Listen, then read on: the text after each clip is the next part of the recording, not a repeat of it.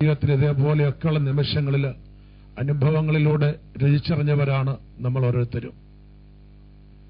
എന്റെ പിതാവ് ജോയിയച്ഛൻ അകത്തോട്ട് കടന്നു വരാൻ സാധിക്കുന്നില്ലെങ്കിലും കാലം മുറച്ചൊരവസ്ഥയിലിരിക്കുന്നത് കൊണ്ട് വാഹനത്തിൽ പുറത്ത് വെയിറ്റ് ചെയ്യുന്നു. ഈ വാർത്ത അറിഞ്ഞപ്പോഴേക്ക് വരണമെന്നും കുടുംബത്തിന്റെ ദുഃഖത്തിൽ പങ്കുചേരണമെന്നും ഇവരെ കാണണമെന്നൊക്കെ ആഗ്രഹിച്ചുകൊണ്ടാണ് ഈ ഒരവസ്ഥയിലും ഓടിയെത്തിയത്. തീർച്ചയായിട്ടും പിതാവ് ജോയിയച്ഛന്റെ സ്നേഹിതന്റെ ഒരു വേർപാട് ഞാൻ പങ്കെടുത്ത അനുഭവം ഓർക്കുന്നു. 40 വയസ്സടുത്തുള്ളതായിരിക്കുന്ന ആ സ്നേഹിതൻ രോഗം വഴിയായി കടന്നുപോയ ആ ഭവനത്തിൽ ചെല്ലുമ്പോൾ അവിടെ അലമുറയും ബഹളവും കരച്ചിലും ഒന്നുമില്ല. ഒരു സന്തോഷ ഭവനമാണെന്നേ ആർക്കും ബോധ്യപ്പെടുകയുള്ളൂ. അവിടേക്ക് ചെന്നപ്പോൾ അദ്ദേഹത്തിൻ്റെതായിരിക്കുന്ന മകൾ ഇറങ്ങിവെന്ന് പറഞ്ഞു, അച്ഛാ, എന്റെ പപ്പ രോഗിയായിരിക്കുമ്പോൾ ഏറ്റവും അധികം ദുഃഖിച്ചത് ഞാനാണ്. പക്ഷെ എന്റെ പപ്പ മരിക്കുമ്പോൾ ഞാൻ കാണുന്നത് ഒരു വെള്ളക്കപ്പലിൽ സ്വർണ്ണസിംഹാസനമിട്ട് വെള്ളക്കൊടികൾ പിടിച്ചുകൊണ്ട് മാലാഖമാർ എന്റെ പപ്പായെ ഉന്നതത്തിലേക്ക് കൊണ്ടുവന്നൊരു കാഴ്ചയാണ്. ആ നിമിഷം എന്റെ ഈ ഉള്ളിൽ അഭൗമികമായ ഒരാനന്ദം വന്ന് നിറയുവാൻ തക്കൊണ്ടിടയായി തീർന്നു. എനിക്ക് കരയാനായിട്ടൊക്കില്ല അച്ഛാ. എന്റെ പ്രിയപ്പെട്ടവരൊക്കെ പറയുന്നു, മോളെ, നിന്റെ പപ്പ മരിച്ചു കിടക്കുമ്പോൾ നീ കരയാതെ സന്തോഷിച്ച് ചിരിച്ചുകൊണ്ട് ഇരിക്കുന്ന അവസ്ഥ കണ്ടു കഴിഞ്ഞാൽ ആൾക്കാർ എന്തു ധരിക്കും? അഭിനയിച്ചെങ്കിലും കരയണം എന്ന് പറയുന്ന വാക്കുകൾ കേട്ടത് മുതലാണ് ആര് വന്നാലും പുറത്തിറങ്ങാതെ ഞാൻ മുറിക്കുള്ളിരിക്കുന്നത്. എന്റെ അവസ്ഥ അച്ഛന് മനസ്സിലാകും. എന്റെ പപ്പയുടെ ബോഡി അടക്കാൻ കൊണ്ടുവരുമ്പോൾ പോലും എനിക്കറിയാൻ ഒക്കുമെന്ന് തോന്നുന്നില്ലെന്ന് ആ കുട്ടി പറഞ്ഞെങ്കിൽ അവൾ കരഞ്ഞില്ല. പ്രിയമുള്ളവരെ, തീർച്ചയായിട്ടും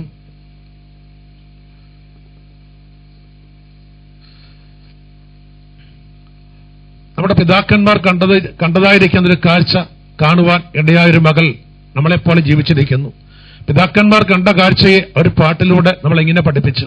നമുക്കൊരു ചീല് ചേർന്നിയൊല്ലാം. എന്നെ ധീരേൽപ്പാനായി ദൈവദൂതർ വരുന്നു, വേണ്ടം പോലെ യാത്രയ്ക്കായി പുതുശക്തി താരും. യാത്രയ്ക്കുള്ള പുതുശക്തിയെ പകർന്നു നൽകിക്കൊണ്ട് മാലാഖമാരാൽ നയിക്കപ്പെട്ട സത്യവിശ്വാസിയുടെ ആത്മാവിനെ സ്വർഗം സ്വീകരിക്കുന്നു എന്നുള്ളതായിരിക്കുന്ന ആ കാഴ്ചകളിടയായ പിതാക്കന്മാരെ പോലെ അത് ഒരു മകൾ ജീവിച്ചിരിക്കുന്നു. തീർച്ചയായും ആ കുടുംബത്തിന്റെ ആ മകളുടെ കാഴ്ച നമ്മുടെയൊക്കെ ഒരു കാഴ്ചയായിട്ട് ഭവിക്കട്ടെ. കോലഞ്ചേരിയിൽ എനിക്ക് പരിചയമുള്ള കുടുംബമാണ് ഒരു ഡോക്ടർ കുടുംബം. പിതാവ് ഡോക്ടർ, അമ്മ ഡോക്ടർ, ഏക മകൻ ഡോക്ടർ, വേറെ മക്കളില്ല. ഉച്ചയായപ്പോൾ ആശുപത്രി വന്ന മകൻ പറഞ്ഞു, അമ്മേ, ചോറ് വിളമ്പിയൊക്കെ ഞാൻ ദാ വരുന്നു എന്ന് പറഞ്ഞുകൊണ്ട് ബൈക്കെടുത്തുകൊണ്ട് കടലേക്ക് പോയതോ ഓൺ ദ വെയിൽ ഒരു ലോറിക്കയിലേക്ക് ഓൺ ദ സ്പോട്ടിൽ ലോകത്തോട് വിട പറഞ്ഞു. ഈ വാർത്ത ഹോസ്പിറ്റലിൽ പിതാവ് അറിയുമ്പോൾ അപ്പം തന്നെ അറ്റാക്കായി അത് ICUവിലായി. ഈ വാർത്ത അറിഞ്ഞ അമ്മ മാത്രമേ ഉള്ളൂ സങ്കടം എല്ലാം വഹിക്കാൻ വേണ്ടിയായി. വേദനയെ കരയുന്ന അമ്മ ഒരു സ്വരം കേട്ടു, നിന്റെ മകൻ എന്റെ കരങ്ങളിരിക്കുമ്പോൾ നീ എന്തിനാണ് ദുഃഖിക്കുന്നത് എന്ന്. പിന്നെ അമ്മ കരഞ്ഞില്ല. പ്രിയമുള്ളവരെ, പറയട്ടെ, മകന്റെ ബോഡി അടക്കാൻ വേണ്ടി പിതാവിനെ ICU ഇറക്കാൻ കാത്തിരുന്നു. ICUവിൽ നിന്ന് തന്നെ പിതാവ് ലോകത്തോട് വിട പറഞ്ഞു. അതാ തന്റെ ഏകമകൻ കടന്നുപോയി. അതേ, തന്റെ ഭർത്താവും കടന്നുപോയി. അപ്പോഴും ആ സ്ത്രീ പിന്നെ കരഞ്ഞില്ല. കാരണം രണ്ടാമതൊന്നുകൂടി തമ്പുരാന്റെ സ്വരം കേൾപ്പിക്കേണ്ടി വന്നില്ല. നിന്റെ മകൻ എന്റെ കരങ്ങളിലിരിക്കുമ്പോൾ നീ എന്തിനാ ദുഃഖിക്കുന്നതെന്ന് ആ സ്വരം കേട്ട ആ അമ്മയുടെ ഹൃദയത്തിൽ അത് സ്വർഗീയമായൊരു സമാധാനം നിറഞ്ഞ ഒരനുഭവം. വീണ്ടും തന്റെ ഭർത്താവ് കടന്നു പോകുമ്പോൾ രണ്ടാമത് പറയേണ്ടി വന്നില്ല. പക്ഷേ ആ സ്ത്രീ കരഞ്ഞില്ല. പ്രിയമുള്ളവരെ, ഇന്ന് അനേകർക്ക് ആ കുടുംബ അഭയമാണ്.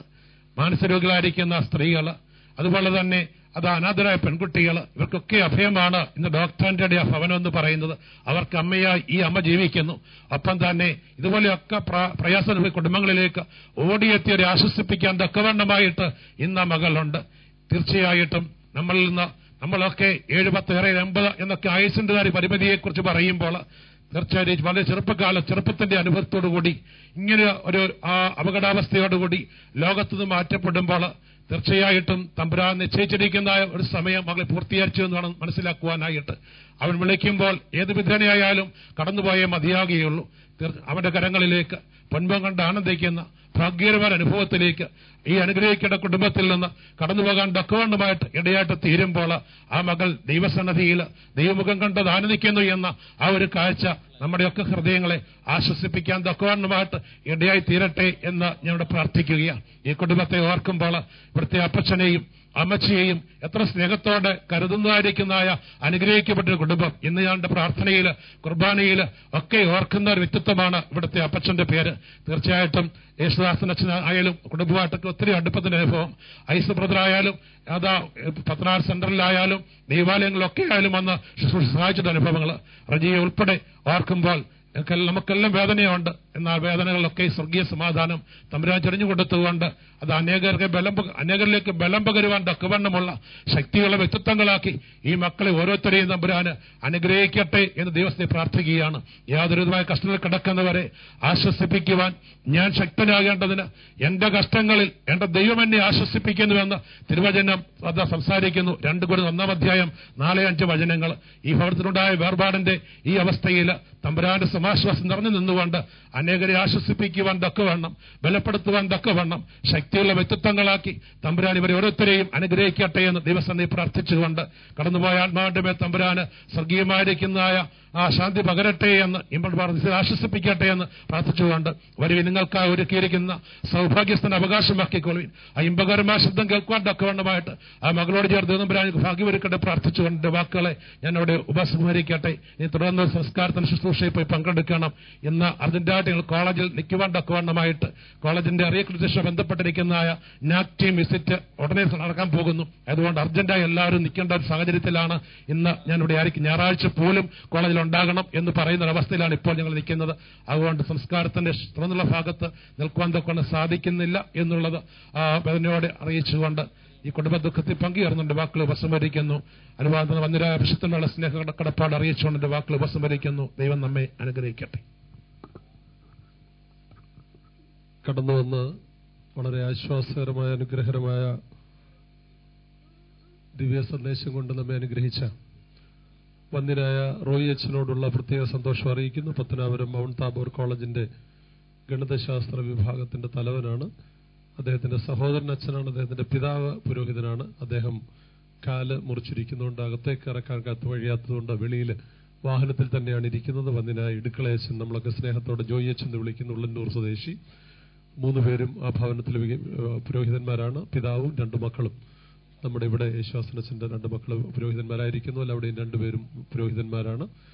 സന്തോഷത്തോടെ പ്രത്യേകം നന്ദി അറിയിക്കുന്നു. സഭയുടെ മാനേജിംഗ് കമ്മിറ്റി അംഗവും ഈ നമ്മുടെ ഇടവകയുടെ മുൻവികാരിയും പ്രത്യേകിച്ച് ഇപ്പോഴ് ഉള്ളന്നൂർ ചെറിയ പള്ളിയുടെ വികാരിയുമായിരിക്കുന്നതിന് കുര്യൻ ജോസഫ് അച്ഛൻ ഇവിടെ സന്നിഹിതനാണ്.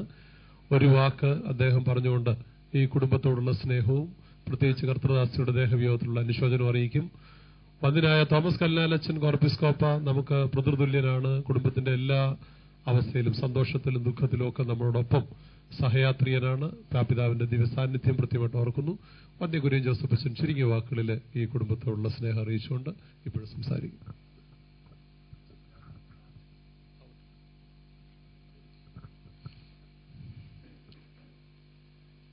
എൻ്റെ വാക്കുകൾ ഈ ഭവനത്തെ ആശ്വസിപ്പിക്കുമെന്ന് ഞാൻ വിചാരിക്കുന്നില്ല. ഉയരങ്ങളിൽ ദൈവം തമ്പുരാൻ എൻ്റെ പരിശുദ്ധാത്മാവിനെ അയച്ച് എൻ്റെ മക്കളെ ആശ്വസിപ്പിക്കട്ടെ എന്ന് പ്രത്യേകമായിട്ട് ഈ അവസരത്തിൽ ഓർപ്പിക്കുന്നു. ഒരു നിമിഷം തലകളെ ഉണക്കി ഈ പ്രതികൂലതകളെ നേരിടുവാൻ തക്കണം വേണ്ട കൃപ ദൈവം തമ്പുരാൻ നൽകുവാൻ തക്കണം നമുക്ക് പ്രാർത്ഥിക്കാം. ബാർക്കുമോർ കാരുണ്യവാനും നിത്യനുമായ ദൈവമായ കർത്താവേ, അടിയങ്ങൾ അവിടുത്തെ സന്നിധിയിലേക്ക് കടന്നു വന്നിരിക്കുന്നു. അവിടെ നിങ്ങളെ പരിപാലിക്കുന്ന ദൈവമാകുന്നു. തലമുറയായിട്ട് ഞങ്ങളെ വിശ്വസ്തമായിട്ടുള്ള സങ്കേതം അവിടുന്ന് ആകുന്നു. കർത്താവെ, ദുഃഖങ്ങളും പ്രയാസങ്ങളും നെടുവീർപ്പുകളൊക്കെ അടിയങ്ങളുടെ ജീവിതത്തിലുണ്ടാകുമ്പോഴും അവിടെ നിങ്ങൾക്ക് സമീപസ്ഥനാകയാൽ ഞങ്ങൾ നിന്നെ സ്തുതിക്കുന്നു. ദൈവമേ, പ്രത്യേകിച്ച് ഈ ഭവനത്തെ അവിടുത്തെ കരങ്ങളിലേക്ക് സമർപ്പിക്കുന്നു. ദൈവമേ, അവിടുത്തെ ദാസിയുടെ വേർപാടിനെ കുറിച്ച് ഞങ്ങൾ ചിന്തിക്കുമ്പോഴും ദൈവമേ, ഞങ്ങൾക്ക് പലപ്പോഴും ഉത്തരം ലഭിക്കാനായിട്ട് കഴിയുന്നില്ല. എല്ലാം അവിടുത്തെ നിശ്ചയമാകുന്നത് പരിപൂർണമായിട്ട് ഞങ്ങൾ വിശ്വസിക്കുന്നു. ദൈവമേ, ലോകപ്രകാരമായിട്ടുള്ള ഞങ്ങളുടെ കാഴ്ചപ്പാടല്ലല്ലോ അവിടുത്തെ തീരുമാനവും അവിടുത്തെ നിശ്ചയവും. ദൈവമേ, അവിടുത്തെ ആ തീരുമാനങ്ങൾക്ക് വിധേയപ്പെട്ട് പ്രത്യാശയോട് ജീവിപ്പാൻ തക്കണം വേണ്ട ആത്മീയ ബലത്തെയും അവിടുന്ന് ഞങ്ങൾക്ക് പ്രദാനം ചെയ്യണമെന്ന് പ്രാർത്ഥിക്കുന്നു. ദൈവമേ, പ്രത്യേകിച്ച് നിന്റെ മകളുടെ ധന്യമായിട്ടുള്ള ജീവിതത്തെക്കുറിച്ച് ഞങ്ങൾ ഓർക്കുന്നു. ഇത്രയും ചുരുങ്ങിയ കാലം ഈ ലോകത്ത് ജീവിപ്പാൻ തക്കവണ്ണം കഴിഞ്ഞു. ദൈവമേ, ഉത്തരവാദിത്തങ്ങൾ പൂർത്തീകരിച്ചിട്ടില്ല. അവിടുന്ന് വിളിച്ചതായിട്ടുള്ള അവസരത്തിൽ അവിടുത്തെ മകൾ അവിടുത്തെ സന്നിധിയിലെത്തി എന്ന് പരിപൂർണമായിട്ട് ഞങ്ങൾ വിശ്വസിക്കുന്നു. ലോകപ്രകാരമായിട്ടുള്ള വേർപാട് ഞങ്ങൾക്ക് ദുഃഖത്തെയാകുന്നു പ്രദാനം ചെയ്യുന്നത്. ദൈവമേ, ഈ അവസരത്തിൽ ഇതിനപ്പുറമായിട്ട് ഒരു വലിയ ജീവിതമുണ്ടെന്നും ആ ജീവിതത്തിന് അവിടുത്തെ മകൾ തുടക്കം കുറിച്ചുവെന്നും ഇന്നല്ലെങ്കിൽ നാളെ കർത്താവെ അടിയങ്ങൾ ഈ പാതയിൽ കൂടി പ്രയാണം ചെയ്ത് അവിടുത്തെ സന്നിധി ഞങ്ങൾക്ക് വീണ്ടും കാണാം എന്നുള്ള ചിന്ത ഞങ്ങളെ ആത്മീയമായിട്ട് ബലപ്പെടുത്തണമേ. ദൈവമേ, നിന്റെ മകള് ഈ ലോകത്തിലെ ഈ ചുരുങ്ങിയ ജീവിതത്തിൽ എന്തെങ്കിലും അറിഞ്ഞോ അറികൂടാതെയോ എന്തെങ്കിലും തെറ്റുകുറ്റങ്ങൾ വന്നു പോയിട്ടുണ്ടെങ്കിൽ അതൊക്കെയും ക്ഷമിച്ച് ഇമ്പങ്ങളുടെ പ്രതീസായിൽ വിശുദ്ധന്മാർക്ക് വേണ്ടി ഒരുക്കിയിട്ടുള്ള വാസസ്ഥലത്തിന് യോഗ്യയാക്കണമേ എന്നടിയങ്ങൾ പ്രാർത്ഥിക്കുന്നു. പ്രത്യേകിച്ച് കർത്താവെ, കൂട്ടായിട്ട് കൊടുത്തുള്ള നിന്റെ മകനെ ഓർക്കുന്നു. ലോകപ്രകാരമായിട്ടുള്ള ആശ്വാസ വചനങ്ങൾ നിന്റെ മകനെ ആശ്വസിപ്പിക്കുകയില്ല എന്നടിയങ്ങൾ അറിയുന്നു. ദൈവമേ, ദുഃഖങ്ങളുണ്ടാകുമ്പോൾ അവിടുന്ന് കർത്താവെ ഞങ്ങൾക്ക് പരിശുദ്ധാത്മാവിനെ നൽകുന്ന ദൈവമാകുന്നു. ദൈവമേ, ഇതിനെ തരണം ചെയ്യുവാൻ തക്കണം വേണ്ടതായിട്ടുള്ള ആത്മാവിനെ, പ്രത്യാശയോടെ യാത്ര അയപ്പാൻ തക്കണം വേണ്ടതായിട്ടുള്ള കൃപയെ നിന്റെ മകന് പ്രദാനം ചെയ്യണമേ എന്ന് ഞങ്ങൾ പ്രാർത്ഥിക്കുന്നു.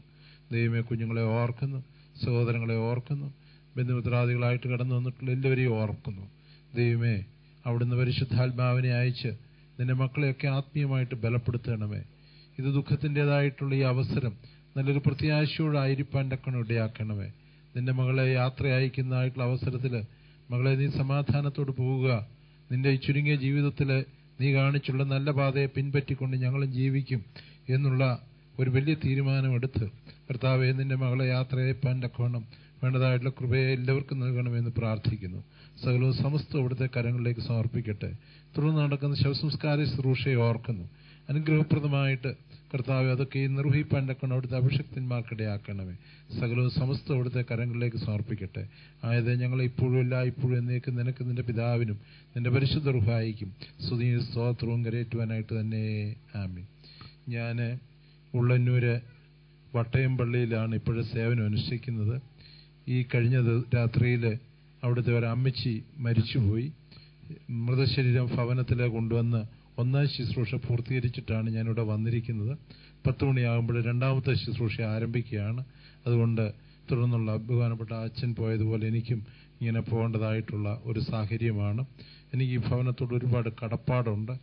ഞാൻ ഏറ്റവും കൂടുതൽ ഒരു വൈദികനല്ലാത്തതായിട്ട് ഐമേനിയെ ഏറ്റവും കൂടുതൽ ഞാൻ സ്നേഹിക്കുകയും ബഹുമാനിക്കുകയും ആദരിക്കുകയും ചെയ്യുന്ന ഒരു മാന്യ അദ്ദേഹമായിരുന്നു പാപ്പച്ചാൻ. ഞാൻ പലപ്പോഴും ഒരു സാക്ഷ്യം പറയുന്നതാണ്.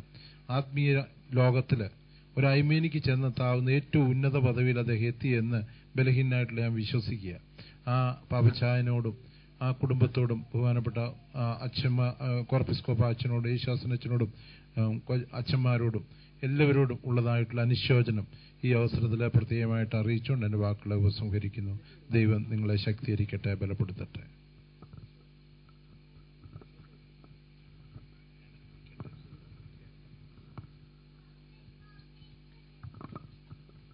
അന്യനായ കുര്യൻ ജോസഫിനോടുള്ള പ്രത്യേക സന്തോഷം ഈ അവസരത്തിൽ അറിയിക്കുന്നു. കടന്നു വന്ന് പ്രാർത്ഥന കൊണ്ടും നല്ല വാക്കുകൊണ്ടും ഞങ്ങളെ ആശ്വസിപ്പിച്ചതിൽ പ്രത്യേകമായിട്ട് അറിയിക്കുന്നു. നന്ദി അറിയിക്കുന്നു.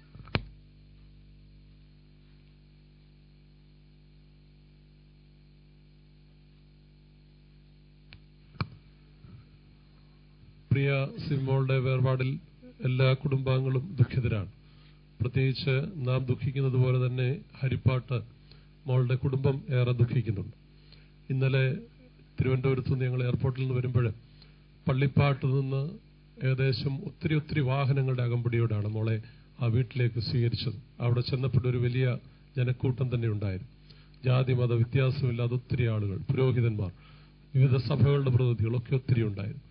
അത്ര ഒരു ആത്മാർത്ഥമായ സ്നേഹവും കരുതലും ആ ദേശത്ത്, പ്രത്യേകിച്ച് അവിടുത്തെ വികാരി അച്ഛൻ പറഞ്ഞത് ഇപ്പോഴും ഓർക്കുക. മോള് സുന്ദരിയാണ്. ബാഹ്യ സൗന്ദര്യത്തെക്കാട്ടിൽ ആന്തരിക സൗന്ദര്യം ഏറെയുള്ളവളായിരുന്നു പ്രത്യേകിച്ച് മോളെക്കുറിച്ച് അവിടെ സൂചിപ്പിച്ചത്.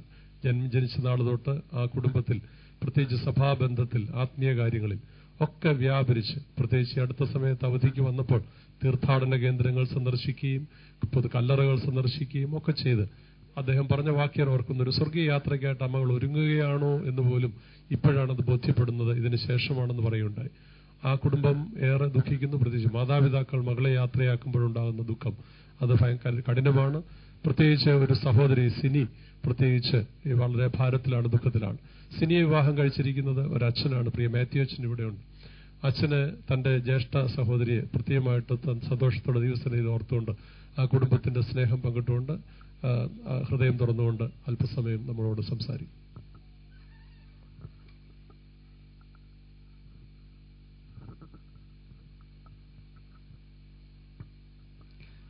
വന്ദരായ കോർപ്പിസ്കോപ്പ അച്ഛന്മാരെ, വൈദിക ശ്രേഷ്ഠരെ, ഭവനത്തിൽ ഒരുമിച്ച് കൂടിയിരിക്കുന്നതായ സഭാവിശ്വാസികളെ, ബന്ധുമിത്രാദികളെ,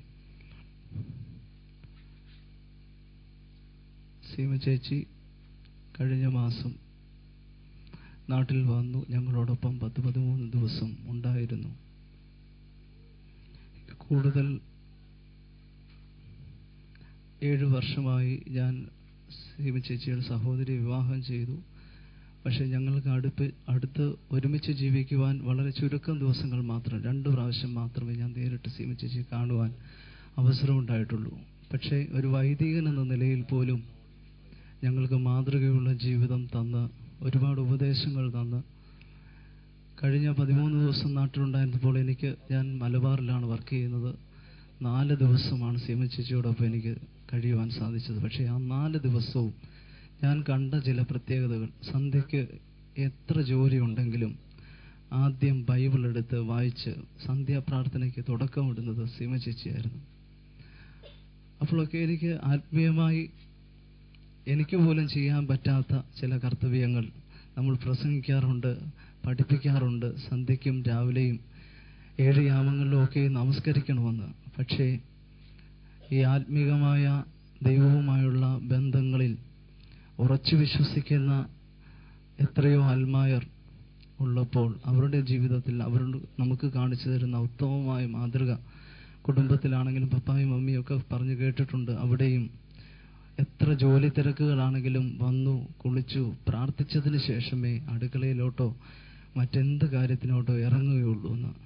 ദൈവത്തിന് തൻ്റെ വ്യക്തിപരമായ ജീവിതത്തിൽ ഉന്നതമായ സ്ഥാനം കൊടുത്തിരുന്നു. 10-12 ദിവസം മാത്രം നാട്ടിൽ വന്നപ്പോഴും അവിടെയും തൻ്റെതായ ശുശ്രൂഷകൾ പൂർത്തീകരിക്കുവാൻ, ഈ ലോകത്തിൽ ദൈവത്തിനു വേണ്ടി ഏൽപ്പിച്ചിരിക്കുന്നതായ ചില ശുശ്രൂഷകൾ പൂർത്തീകരിക്കുവാൻ മുൻഗണന കൊടുത്തിരുന്നു. കുഞ്ഞിനെയും കൊണ്ട് മലയാറ്റൂർ മലയിൽ പോയി നേർച്ചയിടണമെന്ന് പ്രാർത്ഥിച്ച് ആണ് വന്നത്. അത് നിറവേറ്റി. അതിനുശേഷം 5-6 ദിവസം ധ്യാനത്തിന് കൂടണമെന്ന് ചേച്ചിക്ക് ആഗ്രഹമുണ്ടായിരുന്നു. അതും എന്നോട് പറഞ്ഞു, അച്ഛൻ്റെ അടുത്തുള്ള കോഴിക്കോടിനടുത്ത് അട്ടപ്പാടി എന്ന് പറയുന്ന സ്ഥലത്ത് ഒരു ധ്യാന കേന്ദ്രമുണ്ട്. 5-6 മാസങ്ങൾക്ക് മുമ്പ് തന്നെ എന്നോട് പറഞ്ഞു അച്ഛനൊന്ന് ബുക്ക് ചെയ്ത് തരണമെന്ന്. പക്ഷേ എനിക്കിപ്പോൾ കുറ്റബോധം തോന്നുന്നുണ്ട്. അത് അവസാനത്തെ ഒരാഗ്രഹമായിരുന്നിരിക്കാം. പക്ഷേ അവിടെ സമയം കിട്ടിയില്ല, ബുക്ക് ചെയ്യാൻ പറ്റിയില്ല. ഫോൺ വഴി വിളിച്ചു ചോദിച്ചപ്പോൾ അവിടെ ഈ ഡേറ്റിൽ ഇനി അഡ്മിഷൻ കിട്ടത്തില്ല എന്ന് പറഞ്ഞു. അങ്ങനെയാ സ്വന്തം തീരുമാനത്താൽ എവിടെയെങ്കിലും കൂടണം എന്ന് പറഞ്ഞുകൊണ്ട് നാട്ടിൽ ധ്യാനത്തിന് കൂടിയിട്ട് തിരിച്ചു പോകുവാൻ സന്മനസ് ആത്മാർത്ഥമായിട്ട് ആഗ്രഹിച്ചു. അതൊക്കെ നിറവേറ്റി. പക്ഷെ പോയ ദിവസം എനിക്ക് വേണമെങ്കിൽ വന്ന് കാണാമായിരുന്നു. അവിടെയും ഇപ്പോൾ എനിക്ക് വളരെ പ്രയാസമുണ്ട്. അവസാനം എയർപോർട്ടിൽ കൊണ്ടുവിടാൻ പറ്റിയില്ലല്ലോ, അവസാന നിമിഷത്തിലൊന്ന് കാണാൻ പറ്റിയില്ലല്ലോ. എങ്കിലും ദൈവം സ്നേഹിക്കുന്നവരെ ഒരിക്കലും തള്ളിക്കളയത്തില്ല എന്ന് പൂർണ്ണമായിട്ട് വിശ്വസിക്കുന്നു. ഈ ലോകത്തിന് ദാനമായി തന്ന 4 കുഞ്ഞുങ്ങളെ വളർത്തിയെടുക്കുവാൻ ദൈവതമ്പുരാൻ അതിനു വേണ്ടതായ എല്ലാ സാഹചര്യങ്ങളും ഒരുക്കും. പ്രത്യേകിച്ച് ഇടപ്പൂണിലെയും മിഷൻ വീട്ടിലുമായിട്ടുള്ള ബന്ധം സീമ ചേച്ചി വഴിയാണ് എനിക്കുള്ളത്. കഴിഞ്ഞ 7 വർഷം 2007 ഒക്ടോബർ മാസം 31-ാം തീയതി സിനിയെ വിവാഹം ചെയ്തപ്പോൾ മുതലാണ് ഈ ഭവനവുമായിട്ട് ഞാൻ അറിയുന്നതും ഇടപെടുന്നതും.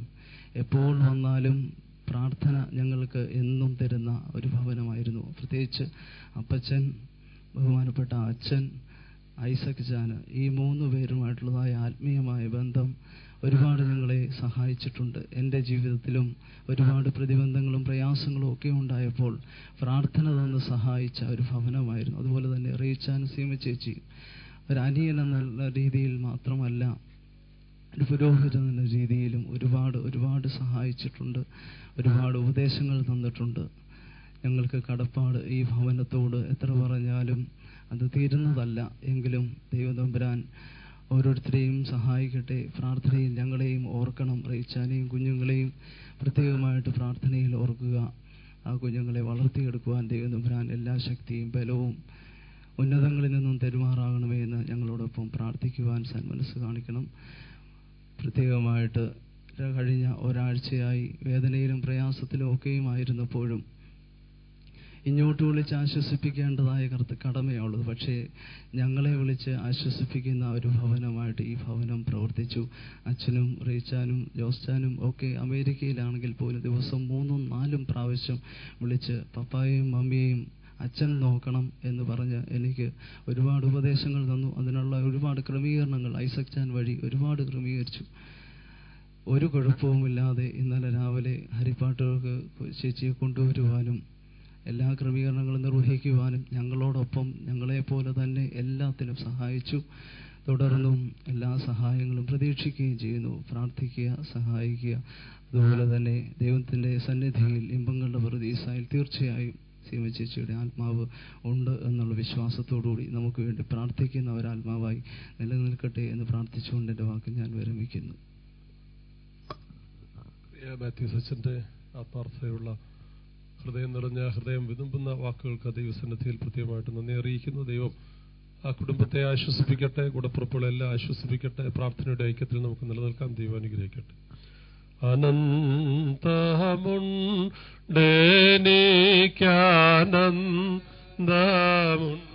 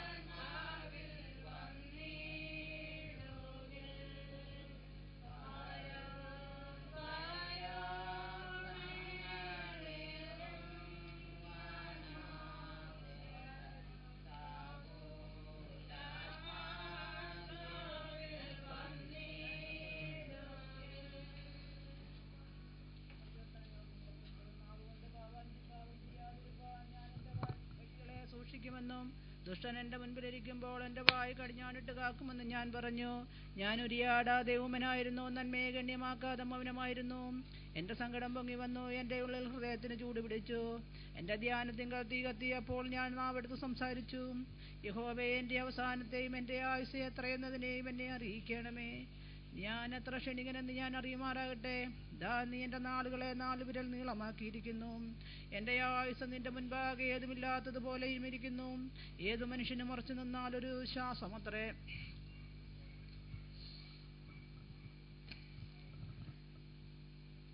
മനുഷ്യരൊക്കെയും വെറുനെഴലായി നടക്കുന്നു നിശ്ചയം. അവർ വ്യർത്ഥമായി പരിശ്രമിക്കുന്നു നിശ്ചയം.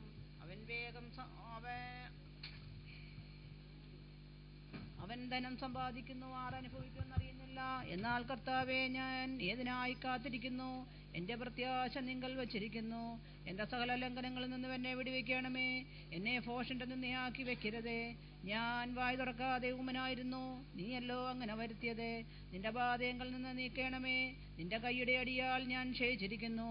അകൃത്യനിമിത്തം നീ മനുഷ്യനെ ദണ്ഡനങ്ങളിൽ ശിക്ഷിക്കുമ്പോൾ നീ അവന്റെ സൗന്ദര്യത്തെ പുഴുപോലെ ക്ഷയിപ്പിക്കുന്നു. ഏതു മനുഷ്യനും ഒരു ശ്വാസമത്രയാകുന്നു. യഹോവേ, എന്റെ പ്രാർത്ഥന കേട്ട് എന്റെ അപേക്ഷ ചെവിക്കൊള്ളണമേ. എന്റെ കണ്ണുനീർ കണ്ട് മിണ്ടാതിരിക്കരുതേ. ഞാൻ എന്റെ സകല പിതാക്കന്മാരെയും പോലെ നിന്റെ സന്നദ്ധിയിൽ അന്യനും പരദേശിയുമാകുന്നുവല്ലോ. ഞാനിവിടെ നിന്നും പോയി ഇല്ലാതെയാകുന്നതിന് മുൻപേ ഉന്മേഷം പ്രാപിക്കേണ്ടതിനെ നിന്റെ നോട്ടുമെങ്കിൽ നിന്നും മാറ്റണമേ.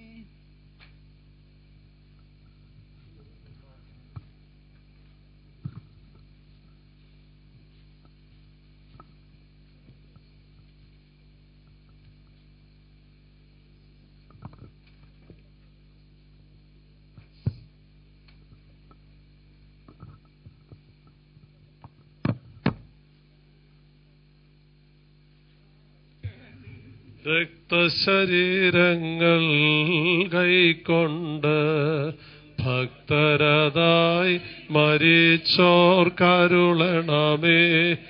നല്ലോർമ്മ നിന്റെ മഹത്വമുദിക്കുന്നാൾ നിൽക്കണമവർ വലഭാഗത്തിൽ. പിതാവിനും പുത്രനും പരിശുദ്ധ റൂഹായിക്കും സ്തുതി. ആദ്യം മുതൽ എന്നേക്കും